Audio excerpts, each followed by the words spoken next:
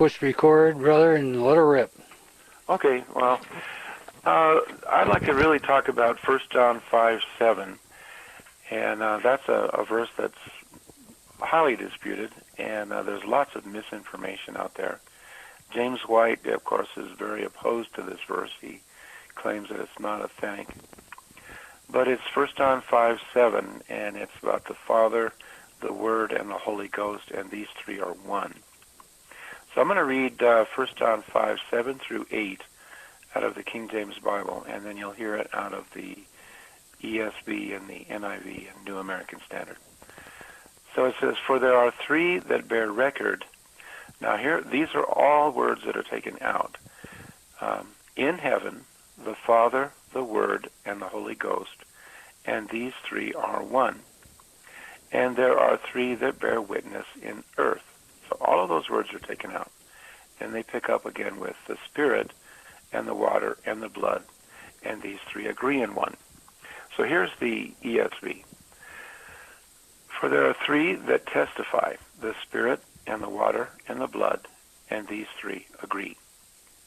So, there's considerable difference there. Yeah. And 1 John 5:7 through 8 is the clearest witness in the Bible regarding the Holy Trinity. And yet it's missing in many modern versions like the NIV and the RSV and Dan Wallace's Net version, New American Standard. It's missing from the Jehovah Witness New World Translation. No big surprise there, because they deny the Trinity and deny that Jesus Christ is God. So English Bibles that actually contain all of these words in 1 John 5:7 through 8 are the first complete English Bible that was ever made by John Wycliffe in 1380. It was in Tyndale's New Testament of 1525. It was in Coverdale's Bible, 1535.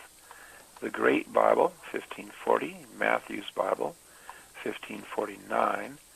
The Bishop's Bible, 1568. And, of course, the Geneva Bible from 1557 to 1599. And what's interesting is that it was in the early Catholic Bible as well, 1582, the Douay-Rheims. It's also contained in Mace's New Testament, that was 1729. John Wesley did a translation in 1755, and it was in there. Thomas Howes in 1795. It was in Daniel Webster's translation, 1833.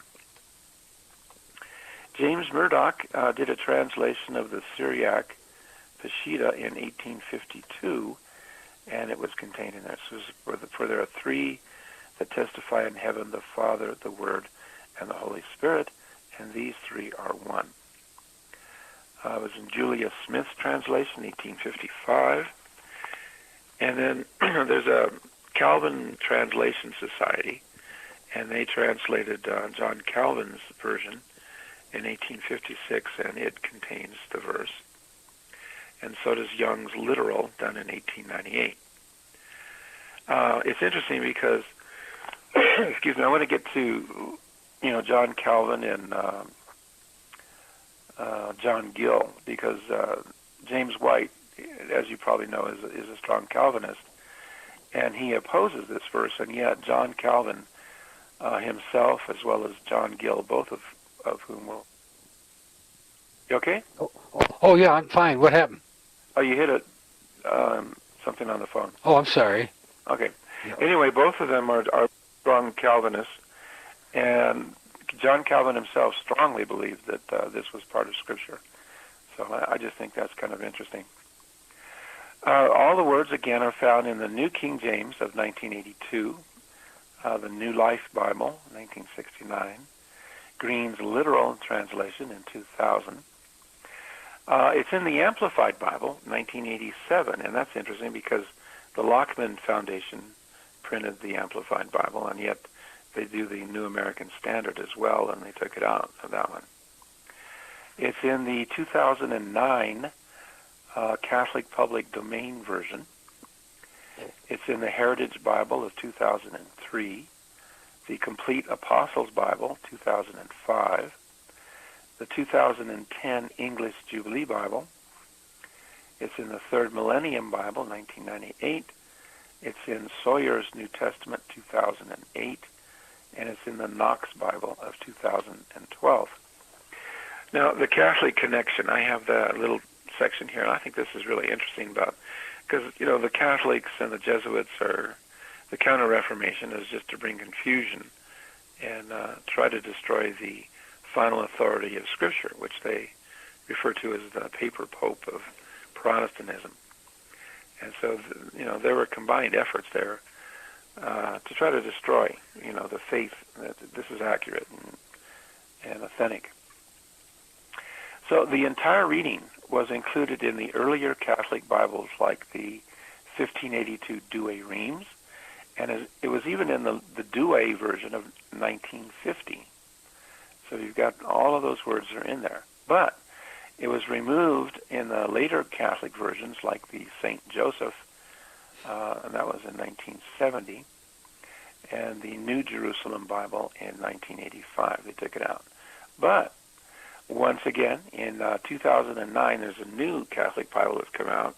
It's called the Sacred Bible Catholic Public Domain Version, and it now includes the entire verse back in there again. And then just a comparison of foreign language Bibles that contain all of those words. It's in the Clementine Vulgate. It's in the Spanish Sagradas Escrituras, and that was in 1569. Cipriano de Valera in 1602. It's in the Spanish Reina Valera from 1909 all the way through to the 1995 editions. In Spanish, they've come out with a new version called La Nueva Biblia de los Hispanos, and that was in 2005, and it's included, as well as in La Biblia de las Americas, 1997. And again, that's put out by the Lockman Foundation, and it's the same people who give us the New American Standard, which omits it. So a lot of these publishers, you know, they don't really care what the text is. So, you know, the same people will publish a Bible version that has the verse in it, and another one that doesn't. And it's also in the 2010 Spanish Reina Valera Gomez Bible. And now look at some besides the Spanish. We have it in the Italian Diodati Bible of 1603 and in 1649. It's also in the New Diodati of 1991. It was in the French Martin Bible of 1744. It's in the French Osterwald of 1996, and it's in another French Bible here in 2005. Portuguese, it was in the Almeida of 1681, and it's in the A Biblia Sagrada en Portugués, and so two of theirs in Portuguese. And then here's some other foreign language, just to give you an idea of how widespread this is. You know, these are fairly modern Bibles, and they all include these verses. It's in the Afrikaans Bible, 1853, that would be in South Africa. It's in the Smith and Van Dyke's Arabic Bible. It's in the Basque New Testament, that would be in Spain. The Western Armenian New Testament. It's in the Czech Kralika Bible, the Dutch Staten-Vertaling. It's in the Finnish Bible of 1776.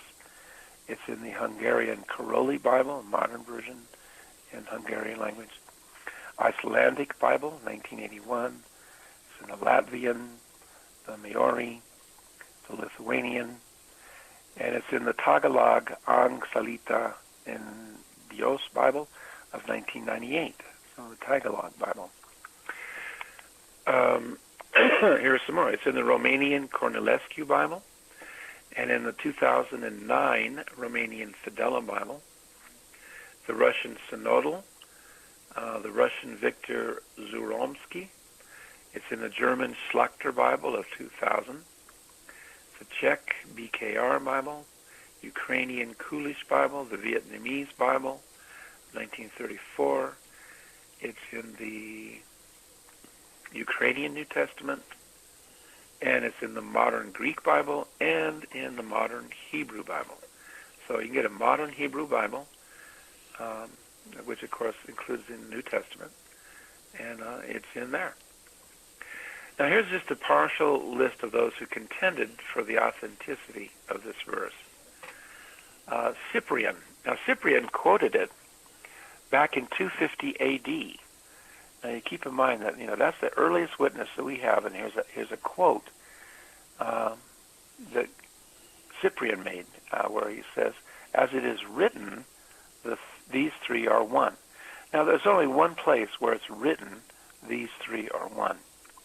And it's kind of interesting because James White kind of mocks at this, and he says, well, it's kind of a half quote or a partial quote, and he tries to dismiss it. But clearly in Cyprian's writings, he says, it is as it is written, these three are one. And even if you consult the UBS, I have one right here in front of me, the United Bible Society, the 4th edition, and you look down here for the evidence that they give in their own critical text, they list Cyprian. So they have Cyprian and then Priscillian and Speculum and Fulgentius and Vermatium. So they list several people here, early church writers that quoted the verse, even in the UBS text, and Cyprian is listed there. Yet James White mocks at it and tries to dismiss it. It was quoted by Athanasius in 350 A.D., Priscillian in 385, and Jerome in 420. Now keep in mind, these are all early church writers that witnessed to this reading, and it's before anything that we have that exists in the Greek. So if they're quoting something, as it is written, these three are one, where did they get that from? Right. They obviously had Greek texts that read that way. There's just no getting around it. Fulgentius in the late 15th century. And then we have Cassiodorus, early church writer, Isidore of Seville, Jacob of Edessa, Thomas Aquinas, John Wycliffe strongly believed in it, so did Erasmus, Stephanus, Lopez de Zuniga, John Calvin, Theodore Beza, Cipriano de Valera, John Owen, famous theologian, he strongly believed it was a legitimate scripture. Francis Turretin, John Wesley. John Wesley made his own translation in 1755. He included the verse, and he strongly believed, you can read his commentary online, he strongly believed that this was authentic scripture. John Gill, another one who strongly believed that it was an inspired scripture.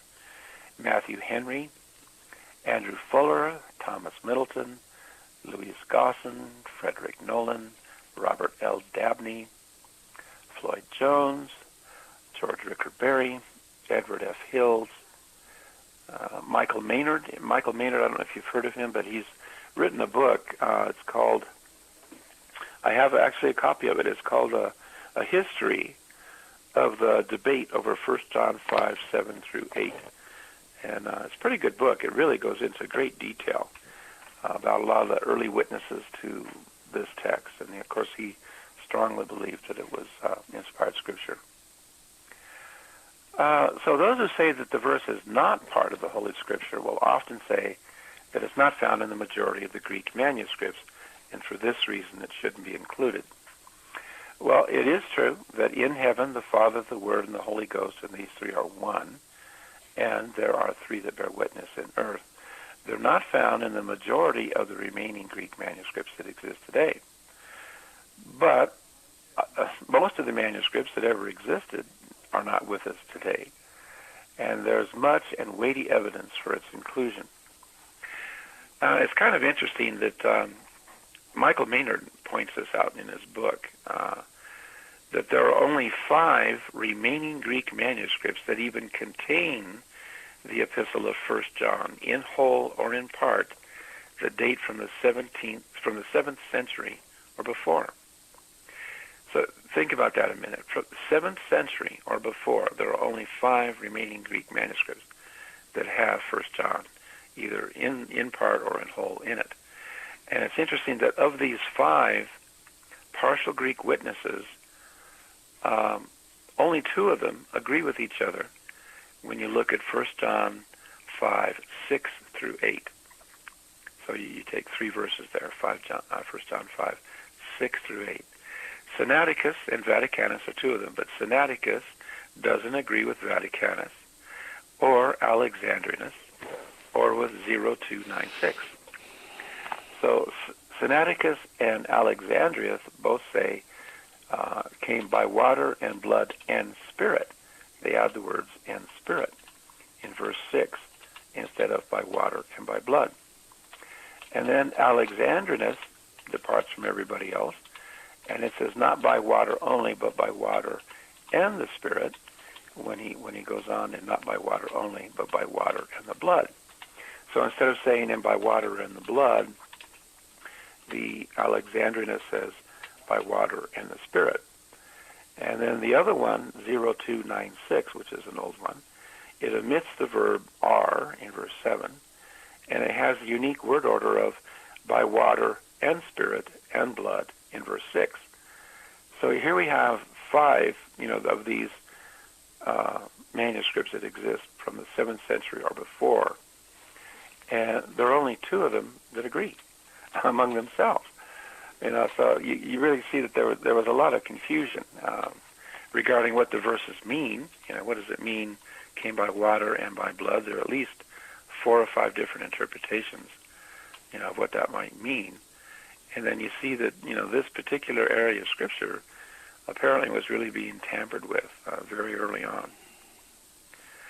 So there's an excellent article. I give a link to this, but a man from Canada has written KJV Today site, great King James defense site. And he mentions here, he says, what it demonstrates is that scribes were prone to alter this portion of 1 John based on theological or stylistic motivations. By 350 A.D., this portion of 1 John 5 was already corrupt in the Greek tradition. And so he mentions that there were only 2 manuscripts that actually agreed with what you'll find today in the Nestle-Aland critical Greek text from 6 and 7. So I give a link to that. And I just want to give a little bit, what is the support, what do some of the old commentators say, and just close it out with that. But I just wanted to point out there's a lot of evidence for this reading. Here's some by John Calvin, John Gill, Matthew Henry, and John Wesley. Now, of course, John Wesley was an Arminian, and John Calvin and John Gill and Matthew Henry were Calvinists. So all of these guys, theologically, they weren't in agreement, but they all bear strong witness to the fact that they believed this was authentic Scripture. John Wesley here comments, you can look these up online. These are not something that's hidden out there. You can go online. Their commentaries are out there by all of these guys. You can easily find them on the internet. But John Wesley, he included it in his own translation, and then he says, I would insist only on the direct words, unexplained, just as they lie in the text. And then he quotes the verse as it stands in the King James Bible. And then he goes on, he says, but here arises a question. Is that text genuine? Was it originally written by the apostle or inserted in latter ages? Many have doubted of this, and in particular, the great light of the Christian church, lately removed to the church above. And he mentions a guy who removes it. But a guy who first doubted it was Bengelius. And then he goes on, but his doubts were removed by 3 considerations. That though it is wanting in many copies, yet it is found in more, and those copies of the greatest authority. Number 2, John Wesley goes on, that it is cited by a whole gain of ancient writers, from the time of St. John to that of Constantine. This argument is conclusive, for they could not have cited it had it not been in the sacred canon. And then he goes on, part 3, he says, that we can easily account for its being after that time wanting or lacking in many copies, when we remember that Constantine's successor was a zealous Arian who used every means to promote his bad cause to spread Arianism throughout the empire. In particular, the erasing of this text out of many copies as fell into his hands. And he so far prevailed that the age in which he lived is commonly styled Saeculum Arianum. That would be the age of Arian. There being then only one eminent man who opposed him at the peril of his life, so that it was a proverb, Athanasius against the world. And again, Athanasius, and I give the references to where you can see his work, but Athanasius strongly defended this verse as well. Let me go on to, I'm going to skip some of this stuff. There's a lot of things here. Here's one by John Calvin. He says, there are three that bear record in heaven, and he says the whole of this verse has been omitted by some. Jerome thinks that this has happened through design rather than through mistake, and that indeed only on the part of the Latins. He says, since, however, the passage flows better when this clause is added, and I see that it is found in the best and most approved copies, I am inclined to receive it as the true reading. There's John Calvin on that. Matthew Henry comments on the verse as well. You can look it up. And he mentions that Cyprian, he quotes again from Cyprian, which James White tries to deny or downplay. Matthew Henry quotes Cyprian here, saying of the three it is written, and he gives the Latin, and he says, now these three are one. He says this is not found in verse 8, but can only apply to verse 7. And he says that, he closes out, and therefore Cyprian's words seem still to be a firm testimony to verse 7. And he closes out with, I think in the book of God, the text is worthy of all acceptation. And here's, again, Cyprian, and we keep in mind that this is the earliest account that we have this verse being quoted and referenced. And it's in the treatises of Cyprian. I give a link here to where you can actually see it online, volume 5. And he says, the Lord says, I and the Father are one. And again, it is written of the Father and of the Son and of the Holy Spirit, and these three are one. And the reference he gives there is 1 John 5:7.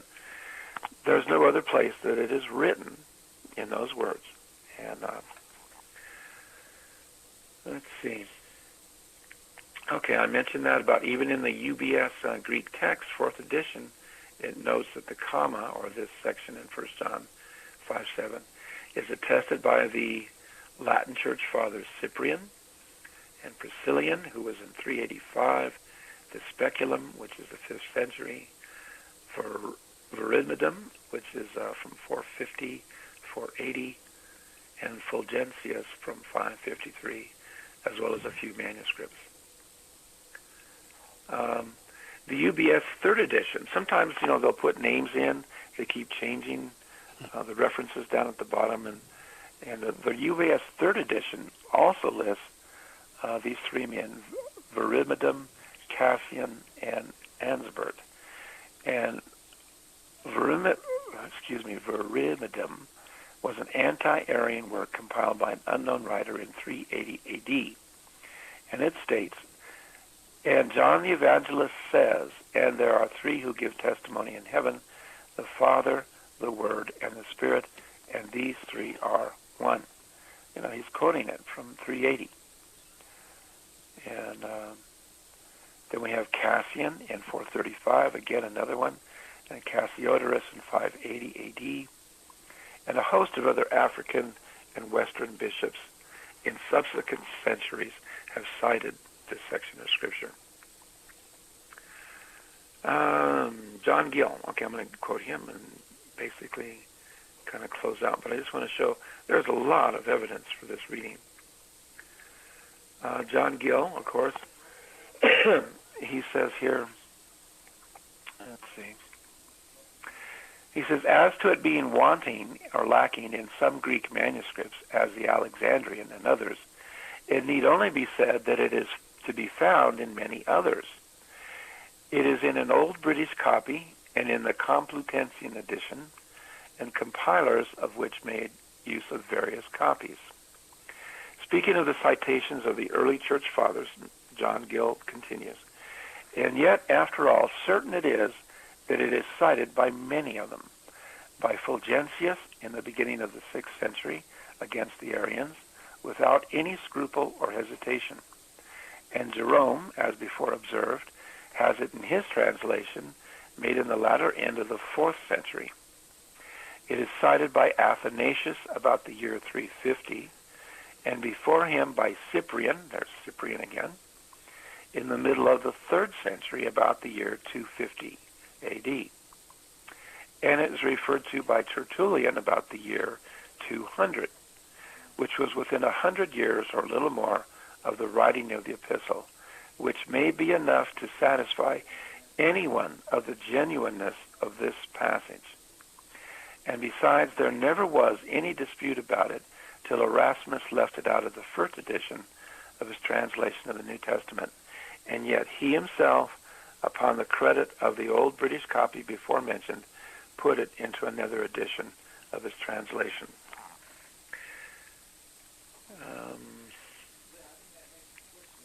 There's one other really interesting quote here by John Gill, because anybody can just go to the online and look this up and see it for themselves.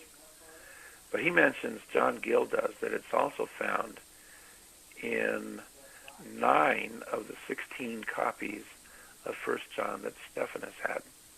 Now that's right on his own online, commentary. You can just see it. But he says that out of the copies that Stephanus had, it was in 9 out of the 16 copies that he had.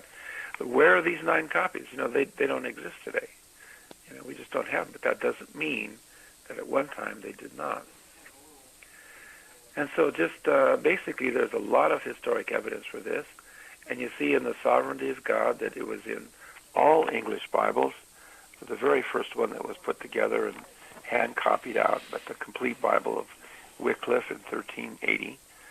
And it was in all, basically every major English Bible until the Revised Version came out.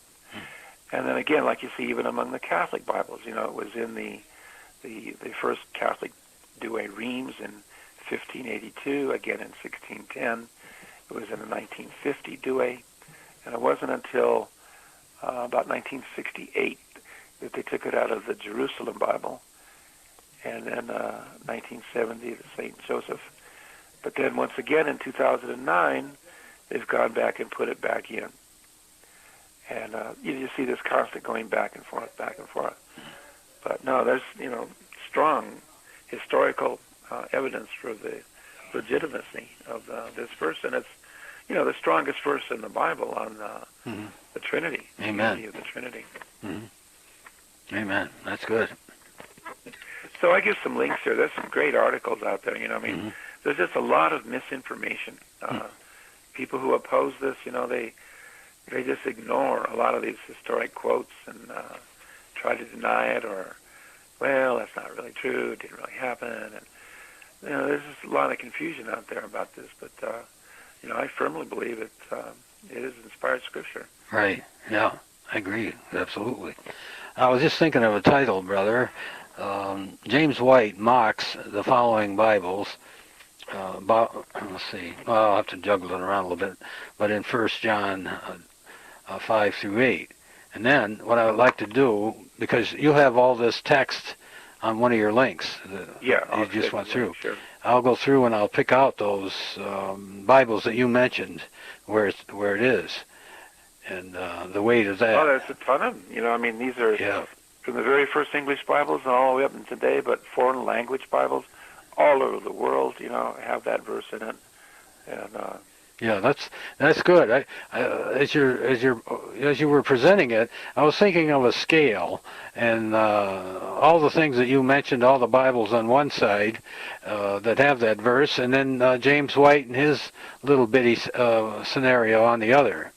And yeah, well, it's mainly the modern, Vatican versions. Yeah. It started with the Revised Version. That was the first major Bible that omitted it. That was about 1880? About 1880? 1881, yeah. I mean, there were a couple of minor, additions that came out in English, but they never made any impact. And but the overwhelming majority, and then all of them from the Reformation. Luther, it's interesting with Luther. Luther had trouble with that verse, and he left it out. But what you'll see is that German Bibles that were before Luther contained the verse. I've got a list of them, in fact. There's 1466. There was Johann Mentil at Strasbourg. 1470 contained it, 1475, 1476, 1477, 1483, 1485, 1490. There are about 8 German Bibles here that were before Luther that had the verse in it. And then after Luther,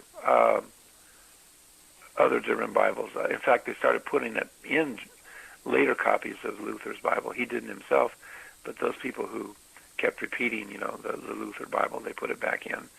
And there's a modern German Schlachter Bible and done in 2000, and it clearly has the verse in it. So you've got German Bibles both before and after Luther who put it back in. Amen. That's great. That's as you're reading, as I say, I think of the image and those kind of things to use. I'm not ignoring you, brother. When you're reading, I think about those things, no matter what I'm working on. And, sure. That's good. That's good. Yeah. Okay. Yeah. I just wanted to give something on that verse because we didn't have anything, and right. And I'll send you the link to this. That's great. Yeah. The unbelievers have a real good time with that, using that. Similar information that Jim White has. Yeah, it comes up all the time. Yeah. You hear it all the time. Let's see. And of course, the Muslims greatly enjoy or are blessed by James White, his scenario on that. Oh, yeah. They absolutely deny that God had a son. Yeah. I mean, they just flat out deny all of that. Yeah, so he aids the enemies of the cross. Yeah, one of the signs is that it's a degrading of the person of Christ. Always. That's right. Jesus Christ. And all of these modern versions downgrade the Lord in one way or another. That's right. Again and again and again. He that honoreth not the Son honoreth not the Father that sent him. Amen. And these guys that's what they're doing. But that's great. People will be blessed by this. They will. Okay, brother. Well, I'll call you again, because there's another one I'd like to do. Oh, yeah. Sometime on Habakkuk 2:4 about the just shall live by faith. Yeah. We ought to see how the latest NIV has messed that one up. Completely changed. They used to have it right, and then they just changed it and made it the opposite of what it used to be. Let's see. I'm trying to think of another correlation between these people and like they're blindfolded and throwing darts at a target, and wherever it hits, they decide to go with that particular verse. It's just, it's really something. But we live in interesting times. Yeah, they are. Oh, you've probably seen that upload that I had on the West Coast disaster. No, I haven't. Oh, well, I won't go into it too much. Where did you post it? Oh, it's on YouTube. Let's see. No, I didn't get anything on it. Well, I'll send you the link because... Okay, that'd be great. The news media has a blackout on it, brought on by our patriotic government. And it's really bad. That radiation has come from Japan. Oh. And it's caused horrible things going on, and it's just... No, I hadn't heard about that. Yeah, please send me the link. I'd like to read it. Yeah, well, it's an audio right from Southwest Radio. And what got it going was, the investigation was Alex Jones. And he kept hearing these little tidbits about something going on. And he sent 2 of his reporters out there, and they walked up on the beach, on one of the beaches with a Geiger counter. And nothing was happening. When they got to the water, the alarm went off. But besides that, there's all kinds of things dying now. Oh, boy. And they've closed beaches down. Oh, and the other one was the USS Ronald Reagan was posted 10 miles from Japan to help out with water, fresh water from the ocean. And a number of sailors got cancer, various types of cancer. And so they're suing. 71 are suing the TEPCO, that company that runs that Japanese plant, and the CEO of TEPCO, he just died, and so from radiation. Wow. It's really something. Yeah, I haven't heard anything about this. That's something. Yeah, that's really something. Those guys. Oh boy, oh boy. Okay, brother. All right, talk to you later. Yeah, amen. Right. Goodbye.